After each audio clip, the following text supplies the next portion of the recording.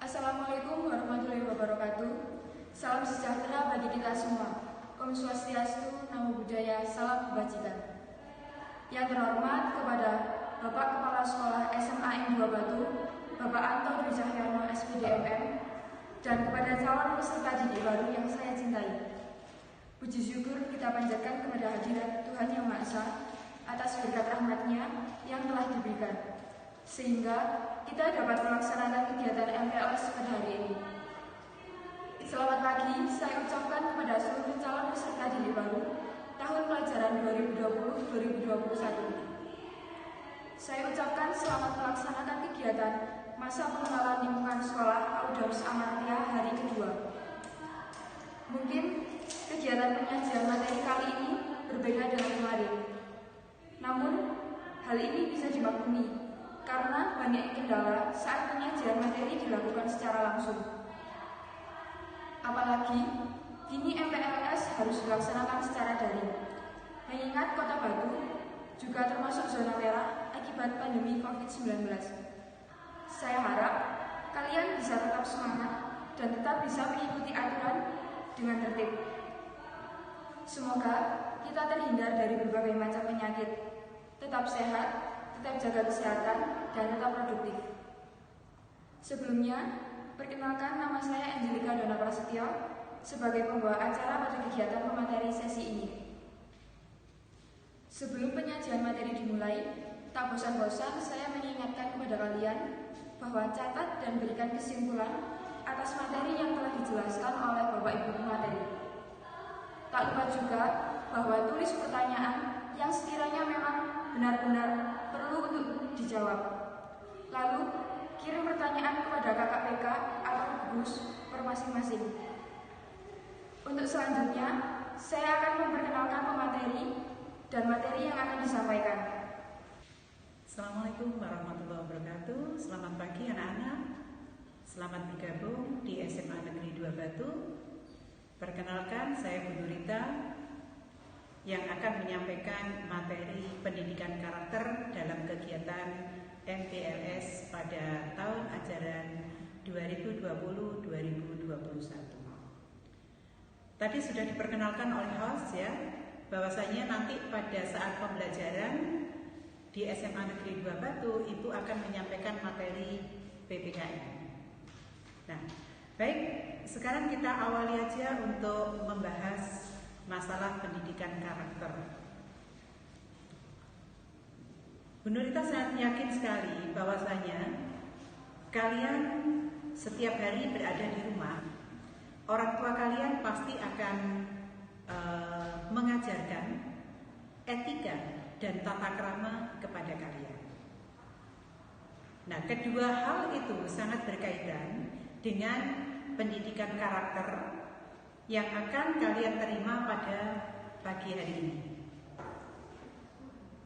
Pemerintah berupaya dalam pendidikan yang ada sekarang ini, ya, menginginkan agar supaya pendidikan karakter ini benar-benar bisa ditanamkan secara baik kepada peserta didik. Harapannya apa? Bahwasanya nanti kalian digadang-gadang untuk bisa menjadi generasi emas yang akan siap memimpin negeri ini menuju ke arah kemajuan dan kesejahteraan. Pendidikan karakter itu sangat tepat sekali disampaikan pada saat sekarang ini, ya. Kenapa? Karena di saat negara kita berada pada krisis yang ada sekarang ini, ya, apakah itu krisis moral yang melanda negara kita ini, itu akan dapat terselesaikan apabila seluruh warga negaranya ini benar-benar memiliki karakter yang kuat, yaitu karakter sebagai warga negara Indonesia yang senantiasa menjalankan adanya nilai-nilai luhur Pancasila dan memiliki budi pekerti yang luhur. Sehingga dengan adanya pendidikan karakter, insya Allah krisis yang ada di negara kita itu nantinya akan bisa terkikis. Suatu misal, dengan maraknya kekerasan pada remaja, adanya kejahatan kepada teman, misalnya dengan adanya aksi bully dan sebagainya, pencurian, termasuk yang sering kali kalian lakukan adalah dengan kebiasaan menyontek. Nah, pada saat kalian mengikuti pembelajaran di kelas, kemudian ada evaluasi, ada tugas, kadang-kadang ada yang menghalalkan segala cara supaya bisa mendapatkan nilai yang bagus, tidak mau belajar sendiri, tapi dia menyontek kepada teman. Ingat anak-anak bahwa dengan kalian menyontek berarti kalian sudah memperbodoh diri sendiri. Kemajuan kalian, keberhasilan kalian, itu kalian sendiri yang akan menentukan, bukan orang lain. Kalau kalian nyontek, kalian tidak akan mendapatkan apa-apa. Tapi kalau kalian mau minta diajari sama teman-teman kalian, insya Allah kalian akan mendapatkan ilmu. Dan itu akan terbawa sampai kapanpun. Makanya harapan saya, ya, dengan adanya penguatan pendidikan karakter ini, harapan Bu Nurita kalian bisa memperbaiki diri.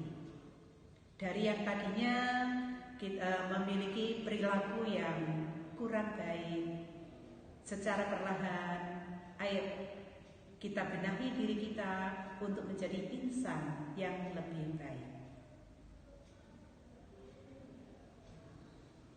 Nah, karakter yang baik itu pada dasarnya akan sangat disukai oleh orang-orang yang ada di sekitar kita. Kalian mau mengakui atau tidak, ya, bahwa pada dasarnya orang yang baik itu akan lebih banyak temannya daripada orang yang berperilaku kurang baik.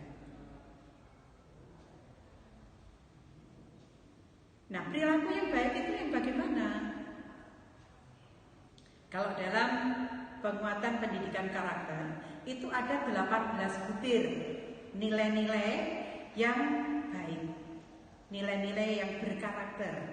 Di antaranya adalah religius, jujur, toleransi, disiplin, kerja keras, kreatif, mandiri, demokratis, rasa ingin tahu, semangat kebangsaan, cinta tanah air, menghargai prestasi, bersahabat atau berkomunikatif, cinta damai, gemar membaca, peduli lingkungan, peduli sosial, dan tanggung jawab. Bu Nurita ingin tahu, dari yang saya sebutkan 18 tadi, kira-kira berapa persen yang sudah kalian lakukan? Tanya pada diri sendiri. Alhamdulillah, kalau misalnya ke-18 tadi sudah kalian amalkan dalam kehidupan sehari-hari. Sehingga kalau itu sudah dilakukan, ya, saya yakin kalian adalah anak-anak yang menjadi dambaan dan kebanggaan keluarga kalian. Berarti kalian adalah anak-anak yang tidak egois. Kalian adalah anak-anak yang tidak hanya memikirkan kepentingan diri sendiri, tetapi kalian pun juga bisa mengabdikan diri kalian, membagikan waktu kalian kepada keluarga kalian dan juga kepada masyarakat kalian. Ingat bahwa kalian itu adalah calon pemimpin negeri ini. Maka mulai dari sekarang kalian harus sudah mulai berupaya, mulai berusaha. Bagaimana caranya supaya kalian benar-benar bisa menjadi calon pemimpin yang dihargai, dan dihormati oleh rakyat kalian, merasa dibutuhkan oleh rakyat kalian, dan menjadi solusi bagi bangsa dan negara kalian.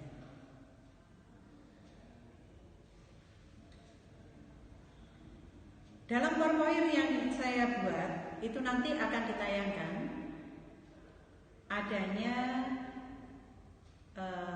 kecintaan kepada lingkungan, ya. Terus terang Bu Nurita kemarin mencarikan video tentang kearifan lokal yang ada di Desa Jemberjo ini, ya. Di sebelah sekolah kita itu ada bisa dikatakan tempat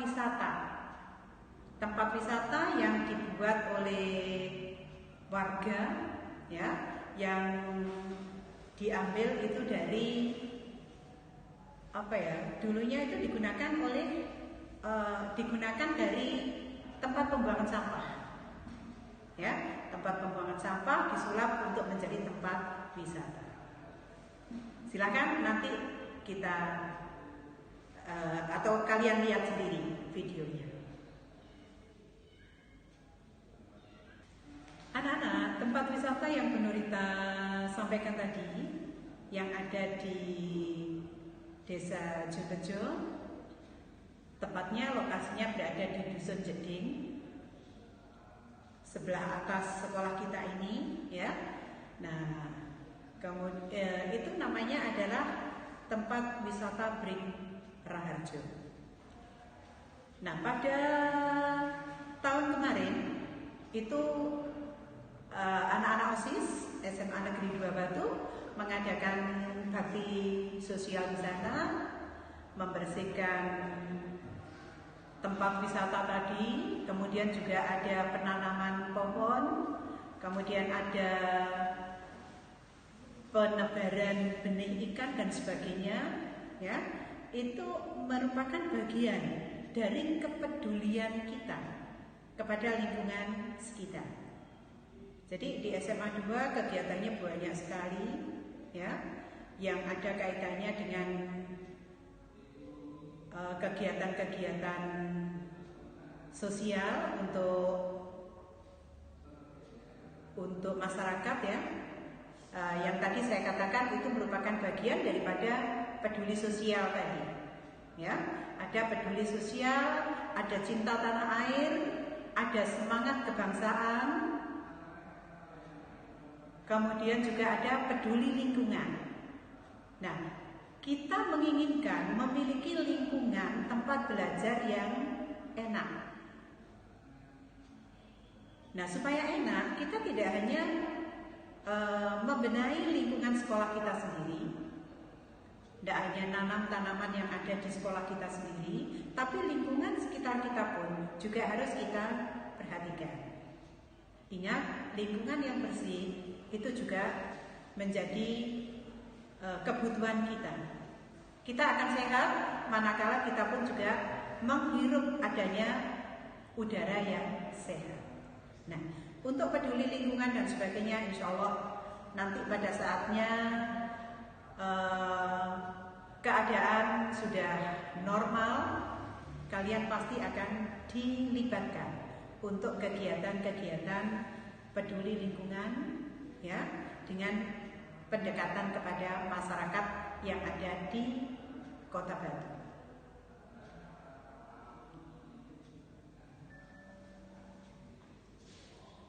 Pendidikan karakter itu telah menjadi perhatian berbagai negara dalam rangka mempersiapkan generasi yang berkualitas. Suatu generasi akan berkualitas manakala dia itu memang memiliki karakter yang baik. Bukan hanya di negara kita sendiri aja, ya. Tadi Bu Nurita sudah mengatakan, mulai dari kalian kecil, kedua orang tua kalian sudah menanamkan karakter pada diri kalian dengan adanya etika, tata krama, ya, sopan santun, dalam kehidupan sehari-hari di rumah. Ya, pasti mengajarkan bagaimana cara kita untuk berkomunikasi dengan orang-orang yang sebaya dengan kita, dengan orang-orang yang lebih tua dari kita, atau bahkan dengan orang-orang yang lebih muda dari kita. Kita sebagai orang Jawa itu ada perbedaannya. Ya, contohnya aja. Sebagai orang Jawa, kita seringkali kalau dengan teman-teman yang sudah akrab, ya, dalam menyebut dirinya mempergunakan kata kon. Lebih halus lagi ada sampean. Lebih halus lagi ada panjenengan. Dan sebagainya dan sebagainya. Untuk yang kasar-kasar silakan nanti cari sendiri itu. Tanya kepada orang tuanya. Ya, istilah kamu, ya, istilah kamu dalam bahasa Indonesia itu kalau kita terapkan dengan mempergunakan bahasa Jawa itu kira-kira mungkin ada 10 itu. Ada 10 itu. Ya, mau macam-macam. Sampai yang paling kasar sendiri. Dari yang paling halus sampai yang paling kasar ada. Nah, sebagai orang yang berkarakter, otomatis saya berharap agar supaya penggunaan kata-kata yang akan kita gunakan tadi benar-benar kita bisa memilih yang terbaik. Dalam berkata-kata, kita pun juga harus berupaya untuk lebih sopan. Sikap kita juga sama seperti itu. Ya, dalam bersikap. Karena itu akan menunjukkan karakter kita itu seperti apa. Sama-sama kita bicara, tapi kalau intonasi kita berbeda, maknanya pun juga berbeda.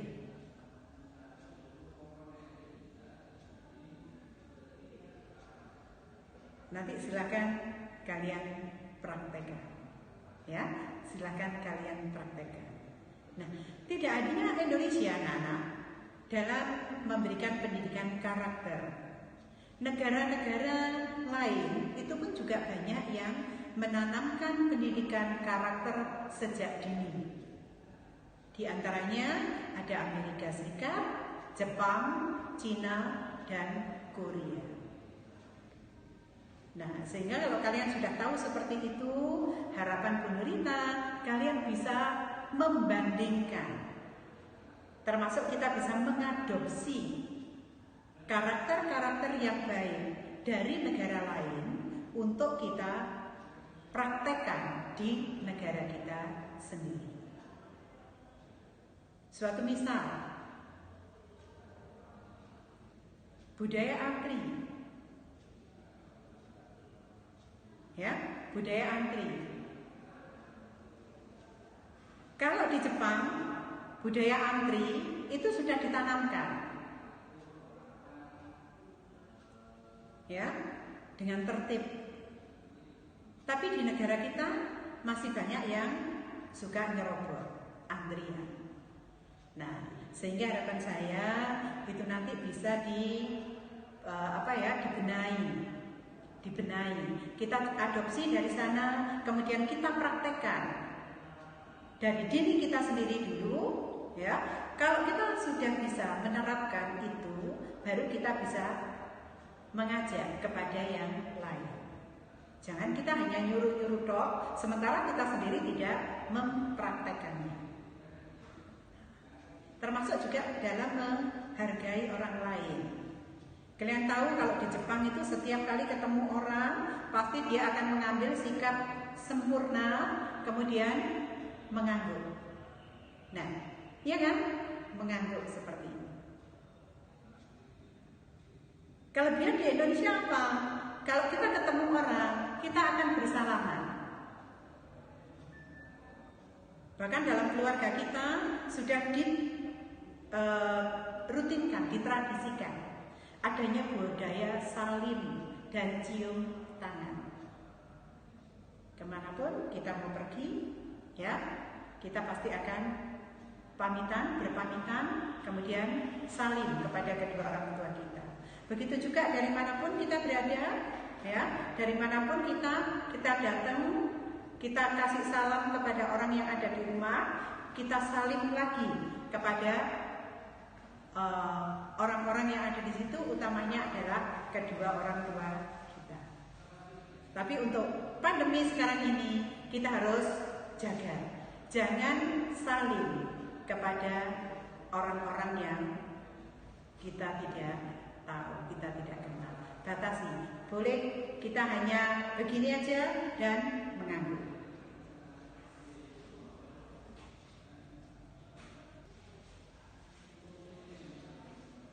Anak-anak yang saya sayangi, pendidikan karakter itu sesuai dengan bunyi pasal 1 Undang-Undang Sisdiknas tahun 2003. Di situ dinyatakan, ya, bahwa tujuan pendidikan nasional adalah mengembangkan potensi peserta didik untuk memiliki kecerdasan, kepribadian, dan akhlak mulia. Nah, dari amanah Undang-Undang Sisdiknas tadi, ya, dimaksudkan nantinya pendidikan yang diterapkan di Indonesia tidak hanya membentuk insan Indonesia yang cerdas, namun juga berkepribadian atau berkarakter, sehingga nantinya akan lahir generasi bangsa yang tumbuh berkembang dengan karakter yang bernafaskan nilai-nilai luhur bangsa serta agama. Jadi kalau kita orang beragama, insya Allah kita akan menjadi orang-orang yang berkarakter. Kalau dalam agama saya, dalam Islam disebutkan di situ ada akhlakul karimah. Jadi bagaimana cara kita untuk memiliki akhlak yang baik, yang sesuai dengan tuntunan kita yang ada pada Al-Quran dan hadis. Itu yang harus kita jalankan. Gak usah neko-neko ikut budaya-budaya luar yang sekiranya itu tidak cocok untuk kita terapkan di lingkungan kita sendiri.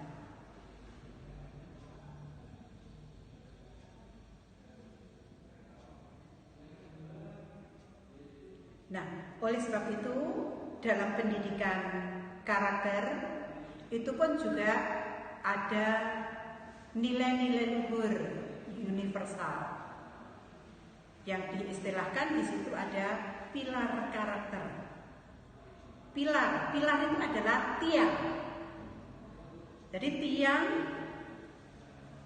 yang bisa kita jadikan sebagai sandaran supaya kita itu bisa dikatakan sebagai insan yang berkarakter. Di antaranya apa?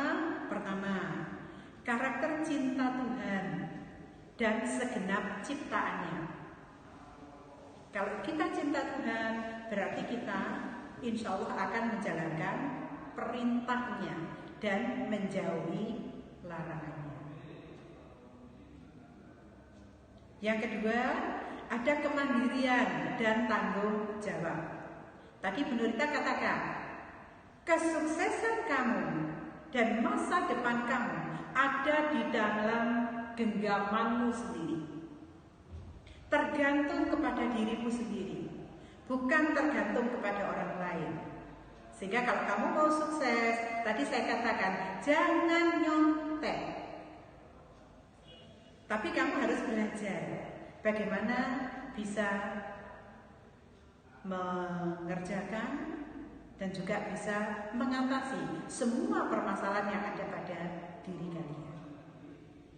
Yang ketiga, kejujuran atau amanah dan diplomatis.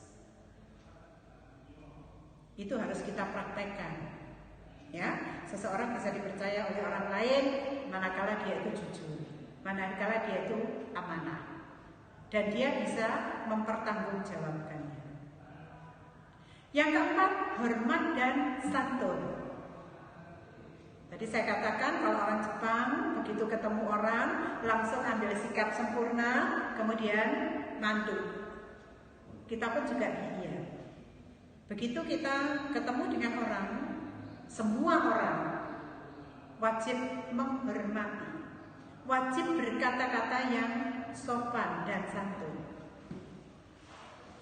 Jangan dipilih, ya, jangan dipilih. Kepada kepala sekolah baru kita bicara yang santun, baru menghormati, menghargai. Tapi begitu ketemu dengan satpam, pak satpam, tukang kebun dan sebagainya, kita gak ngerti. Yang kelima, dermawan, suka menolong, dan ada gotong royong atau kerjasama. Dermawan. Insya Allah kalau kita dermawan, kita mau membantu orang lain, apalagi yang membutuhkan, maka Allah akan melipat gandakan pahalanya kepada kita. Kita nggak akan miskin dengan kita menjadi dermawan. Yang keenam, percaya diri dan pekerja keras. Percaya, saya pasti bisa, saya pasti sukses. Itu harus kita tanamkan di alam bawah sadar kita. Karena kesuksesan seseorang itu diawali ya dari alam bawah sadarnya yang terbawa sampai di alam mimpi dan dipraktekkan dalam kehidupan sehari-hari. Insya Allah kita akan sukses dari situ. Kepemimpinan dan keadilan yang ketujuh. Tadi penuntut katakan bahwa kamu adalah calon pemimpin negeri ini. Sebagai calon pemimpin, kamu harus sudah mulai mempersiapkan diri. Bagaimana cara berkomunikasi yang baik, berdiplomasi yang baik, termasuk juga menjadi contoh, teladan bagi orang lain. Makanya sikapnya, karakternya harus sudah mulai dipersiapkan dari sekarang. Yang kedelapan, baik dan rendah hati. Jadi manusia itu gak usah sombong anak-anak. Ya, kita di dunia itu hanya sementara. Semuanya itu milik Tuhan, milik Allah. Jadi kita nggak perlu menyombongkan diri. Nanti kalau pada saatnya semuanya diambil, kita nggak bisa apa-apa udah. Ya, nah, yang kesembilan ada karakter toleransi, kedamaian dan kesatuan. Toleransi, ingat bahwa di negara kita ini ada lebih dari satu agama, ya. Kemudian juga budaya kita itu beragam, negara kita itu sangat luas, maka kita harus memiliki toleransi yang tinggi untuk bisa membawa negara kita ini menjadi negara yang sejahtera.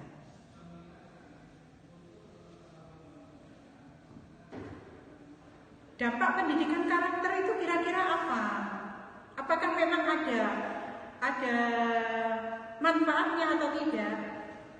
Ya, dari hasil penelitian bahwa peningkatan motivasi siswa itu dapat diraih, ya, dapat meningkatkan prestasi akademik. Dengan adanya pendidikan karakter akan meningkat motivasi siswa dalam meraih prestasi akademik. Percaya dirinya muncul. Sifat ingin tahunya muncul. Sehingga dari situ dia akan belajar dan belajar. Dengan adanya pendidikan karakter itu menunjukkan adanya penurunan drastis pada perilaku negatif siswa. Dari yang tadinya senang ngomong celometan, ya, karena dia sudah mengenal pendidikan karakter, insya Allah dia akan belajar untuk menjadi insan yang lebih baik.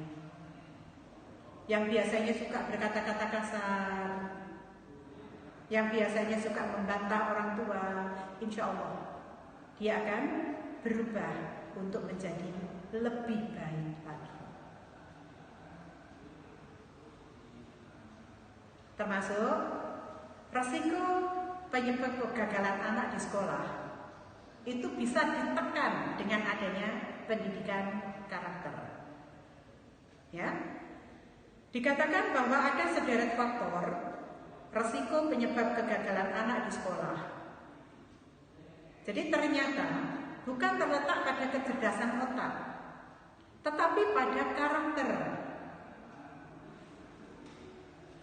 Karakternya mana? Rasa percaya diri, ya, kemampuan bekerja sama, kemampuan bergaul, kemampuan berkonsentrasi, adanya rasa empati dan kemampuan berkomunikasi. Nah, sehingga kalau itu sudah dipraktekkan, insya Allah, ya, insya Allah itu nantinya bisa ditekan sehingga anak-anak tidak gagal, tapi dia menjadi lebih berprestasi. Ya, menurut pendapat Daniel, ternyata 80% keberhasilan seseorang itu dipengaruhi oleh kecerdasan emosinya. Hanya 20% itu ditentukan oleh kecerdasan otak. Maka harapan Bu Nurita, tolong pandai-pandailah, ya, kalian itu mengontrol emosi, ya. Kemudian kalau mengalami kesulitan-kesulitan dalam belajar, bergaul, kalian harus berkomunikasi. Apakah itu dengan orang tua kalian? Kalau di sekolah itu ada wali kelas, ada guru BK yang siap mendampingi kalian, ya, ada para waka dan ada kepala sekolah yang akan siap untuk membimbing kalian menjadi anak-anak yang berprestasi. Ya, harapan saya kalian akan menjadi generasi emas yang berkarakter dan siap memimpin Indonesia menuju negara yang adil dan sejahtera serta disegani oleh negara lain. Tetap semangat. Semoga berhasil. Assalamualaikum warahmatullahi wabarakatuh. Baik, terima kasih Ibu Hajah Nurita Yuswaningsih SPDMM atas waktunya memberi materi pada hari ini. Saya ucapkan juga terima kasih kepada peserta didik yang telah melakukan kegiatan pada hari ini dengan kita. Demikian, saya akhiri penyajian materi sesi ini. Semoga apa yang kita dapatkan pada hari ini bermanfaat dan mudah-mudahan dapat menjadi bekal ke depannya. Saya Angelika Dona Prasetyo, terima kasih atas perhatiannya. Wassalamualaikum warahmatullahi wabarakatuh.